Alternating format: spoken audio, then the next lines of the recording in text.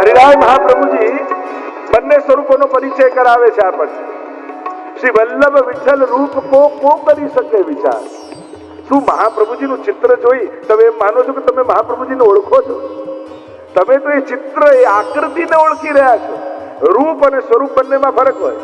કૃષ્ણ કાળા છે, ગુગરાળા વેશ છે, કેશ છે, કમળ જેવી પાંખડી આંખ નેત્રો છે, પીતાંબર ધરે. આ તો રૂપ છે. સ્વરૂપ શું છે? રસો વૈસહ આનંદ માત્ર કરપાદ મુખોદરાદી. રૂપ અને સ્વરૂપમાં ભેદ છે. શ્રી વલ્લભ વિઠ્ઠલ રૂપ કો કરી શકે વિચાર? કોણ આ સ્વરૂપને જાણી શકે? હરિરાયજી કે હું તમને બતાવું. ગૂઢ ભાવ યહ સ્વામીની અને પ્રગટ કૃષ્ણ અવતાર.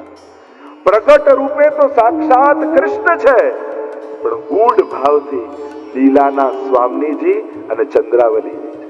જો ઘણા ભગવત સ્વરૂપોની આગળ બે ગોપીજનો હોય. મદન મોહનલાલજીની સામે જુઓ તો બે ગોપીજનો સામે બે સ્વામીજી હોય. એક છે સ્વામીજી રાધાજી, બીજા છે ચંદ્રાવલી. એક છે સ્વકિયા, બીજા છે પરકિયા. આ બંને ભાવના છે. તો ગૂઢ ભાવ યહ સ્વામી. ગૂઢ ભાવ સ્વામીજી સ્વરૂપ શ્રી મહાપ્રભુજી છે અને ઘણી બધી ચર્ચાઓ અને ઘણા બધા પ્રસંગો એમાં છે. એ રીતે જ ગુસાઈજી ચંદ્રાવલીજીનું રૂપ છે. આજે રીઠોરા બેઠકજી ત્યાં જાઓ તો ચંદ્રાવલીજીનું પ્રાગટ્ય સ્થળ તમે જાઓ તો આજે પણ ત્યાં સાડી આદિ ધરવામાં આવે. હમણાં જ રથયાત્રામાં ગયા તો ત્યાં સાડી આદિ ધર્યા. ગુસાઈજી ચંદ્રાવલીજીનો ભાવ. ગૂઢ ભાવ યહ સ્વામી. એટલે વલ્લભ અને વિઠ્ઠલ. શ્રી વલ્લભ વિઠ્ઠલ હરિ નવ જાણ્યા, તેણે સર્વસ્વ. આપણે દોડ ગાતા હોઈએ બધું જ કર્યું, પણ વલ્લભ અને વિઠ્ઠલ ને હરિ ને જાણ્યા તો બધું જ ગુમાવ્યું. ગૂઢ ભાવ યહ સ્વામી. એટલે જ આપણે ત્યાં તમે જો વલ્લભ કડા ધારણ કરે અને કાનમાં કર્ણફૂલ ધારણ કરે. આ બધા શું ભાવ છે? આ બધા ભાવ સ્વામીજીના ભાવ. ઘણી જગ્યાએ હવેલીઓમાં પણ એવો ક્રમ હોય છે. આરતી જયારે પણ કરે તો બે કડા આપવામાં આવે ને કડા ધરીને જ આરતી કરવામાં આવે. ઉપરણાનો પણ એ જ ભાવ છે. પ્રાચીન સમયમાં તે ઉપરણો માથા સુધી ઓઢી, પ્રાચીન પીછવાઈઓમાં તમે અન્નકૂટની ગાદી જોશો તો મસ્તક સુધી ઓઢીને આરતી કરી રહ્યા છે.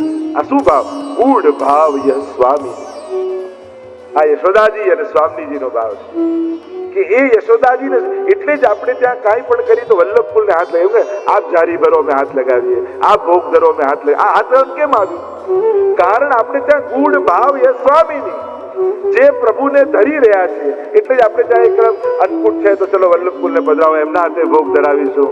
આ મનોરથ છે તો એમને આરતી કરવા બોલાવીશું. આ બધું કેમ ક્રમ આવ્યો? આ ક્રમ એટલા માટે આવ્યો કારણ કે આપણે ત્યાં શ્રી વલ્લભને સ્વામીજી રૂપ, યશોદાજી રૂપ માનવામાં આવે અને કહ્યું ધર્યું તો અમે, પણ જો સ્વામીજી આરોગ આવે તો ઠાકોરજીને કેવો આનંદ આવે. તો ઠાકોરજી ચોક્કસ આરોગે. યશોદાજી આરોગ આવે તો ઠાકોરજી ચોક્કસ આરોગે. આ ભાવથી વલ્લભ કુલ પાસે કરાવીએ ને આપણે હાથ લગાવીએ. અને હાથ લગાવ્યા તો એમ માનજો કે આપણું પહોંચ્યું એમના થકી. કારણ કે વસ્તુ ઉત્તમ હોય એ આપણે ત્યાં નથી જોવાતું.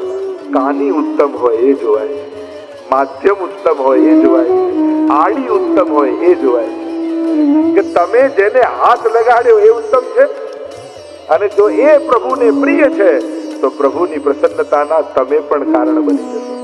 કારણ કે તમારી રંજક સામગ્રી એના થકી ઠાકોરજી અંગીકાર કરે છે. એમ થાય કે અમારી તો લાયકાત ક્યાં છે કે અમારી જારીજી મહાપ્રભુજી આરોગે, પણ અમને હાથ લગાવીશું ને એટલે ધક્કો મારીને આગળ આવીને જારી ભરી દો. તો ભરી તો દીધું પણ હૃદય ખાલી રહી ગયું એનું શું? જારી તો ભરાઈ. પછી એને બેઠક કરી ન કહેવાય, પછી એને ઉઠક બેઠક કરી કહેવાય. એમ ઘણી વાર કરવા જઈએ બેઠક પણ કરીને આવીએ ઉઠક બેઠક. ક્યાં ઉભા છો, કોની સામે ઉભા છો એનો વિચાર જો ભૂલી જશો અને જારી ભરવું એ જ લક્ષ્ય બની જશે તો પછી સેવા કેમ રહેશે? વલ્લભ બિરાજેલા છે. અને ભરો તમે ભગવતી વૈષ્ણવને આગળ કરી અમે તમને હાથ લગાવ્યો અને જેટલો છેલ્લે રહે એટલો એને વધારે ફાયદો. કારણ કે આની કાની નહીં તો આની કાની, આની કાની નહીં તો આની કાની, આની નહીં તો આની કાની, આની નહીં તો આની કાની થી તો આરોગી જ જશે મહાપ્રભુ. એને કાની વધારે મળે છે જેટલો પાછળ રહે. અને એટલા માટે આ ભાવ દોડીને પહેલી ભરશો તો મુખિયાજી ઉપાડીને માટલીમાં ઠાલવી દેશે, છેલ્લી ભરશો તો મહાપ્રભુજી પાસે રહી જશે. કે ભાઈ જે છેલ્લી ભરે એની રહી જાય, બાકી બધાની તો ખાલી કરો ભરો, ખાલી કરો ભરો, ખાલી કરો ભરો, છેલ્લે જેને ભરી એની રહી ગઈ. આપણે એનો અર્થ એ નથી થતો વ્યવસ્થાના ભાગરૂપે તમે ભરી છે તો સીધા પાછા લોકો એવું ના કરે, હું છેલ્લો, તું પહેલા, તું પહેલા, તું પહેલા. મહાપ્રભુજી કે ભાઈ કોઈ તો ભરો, એવું ના થઈ જાય. એટલે મારી વાતની ભાવના પકડજો, શબ્દ ના પકડતા. એટલે એ પણ સપોર્ટ કરી દો. હરિરાયજી વ્રજમંડળનું વર્ણન કરે, બધી સાખી તો નહીં લઈ શકો, પણ યમુનાજી માટેનું વર્ણન કર્યું, ગિરિરાજજી માટેનું વર્ણન કર્યું, અને કરતા કરતા વૃંદાવનનું વર્ણન આવ્યું. વૃંદાવન એટલે આખું બ્રજ. આપણે એક ધારણા જે મનમાં બેસે, વૃંદાવન એટલે અત્યારે જે વૃંદાવન સિટી છે એ જ નહીં, 5 પ્રકારના વૃંદાવન માનવામાં આવે છે બ્રજમાં. વૃંદાવન જ્યારે જ્યારે કીર્તન સાહિત્યમાં કે ગ્રંથ સાહિત્યમાં આવે ત્યારે આખું વ્રજ મંડળ માનવું. આખું વૃંદાવન એ આખું બ્રજ મંડળ આવે છે. જ્યાં ગિરિરાજજી વિરાજે છે, જ્યાં યમુનાજી વિરાજે, અને ગોપાલદાસજી પર આ જ ભૂમિ ઉપર શ્રી ગુસાઈજી એવી કૃપા કરી કે ત્યાં ગોલોક ધામના દર્શન કરતા, જે અહીંયા વલ્લભ સાખીમાં હરિરાયજી ગાય છે ત્યાં ગોપાલદાસ દર્શન થાય. અદભુત છે વલ્લભા, કે પ્રભુ કૃપા કરશે તો એનું પણ ગાન ભવિષ્યમાં કરીશું. એક એક એક એક આખ્યાનમાં કેવી કૃપા ગુસાઈજીની પ્રદર્શિત થાય છે. ત્યાં જે ગોલોક ધામના દર્શન તો હરિરાયજી અહીંયા કરાવે છે. આ વૃંદાવનની ભૂમિ કેવી છે, ત્યાં એક એક વૃક્ષો કલ્પ વૃક્ષ છે, અને એવા કલ્પ વૃક્ષ છે કે ત્યાં ચતુર્ભુજ કહ્યું, પત્રે પત્રે ચતુર્ભુજ. ત્યાં તો અને સ્વયં પ્રભુદાસ જલોટા ઉપર કૃપા કરીને મહાપ્રભુજીએ દર્શન કરાવ્યા. 84 વર્ષની વાર્તામાં જુઓ કે કહ્યું કે તમે પ્રસાદ લઈ લો, તો કે હજી મેં સ્નાન નથી કર્યું. કે મહાપ્રભુજી કે તમે બેઠા ક્યાં છો એ તો જુઓ.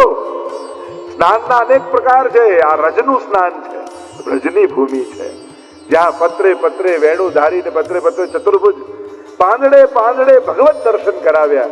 આ વૃક્ષો સાધારણ વૃક્ષો નથી.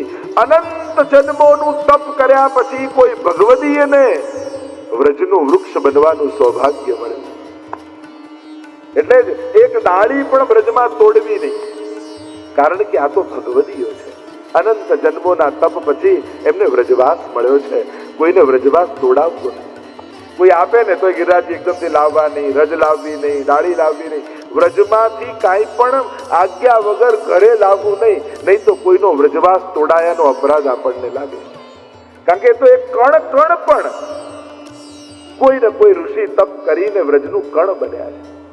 આ વ્રજની ભૂમિની મહત્તા ગોપી ગીતમાં ગોપીજનો કહે છે ને, ઉદ્ધવજી જેવા જ્ઞાનીઓ પણ કહે, આશા બહો ચરણ રેણુ જુષામ મહત્યામ વંદે નંદ વજસ્ત્રીણામ પાદ રેણુ અભિષ્ટ. આ વ્રજની ધન્યતા માંગી છે એમ કહીને શ્રી હરિરાય મહાપ્રભુજી એક એક એક એક મહત્તામાં તો એક એક સાખીઓ અનંત છે, પણ આખી વ્રજની ભાવના આપણે કરીએ.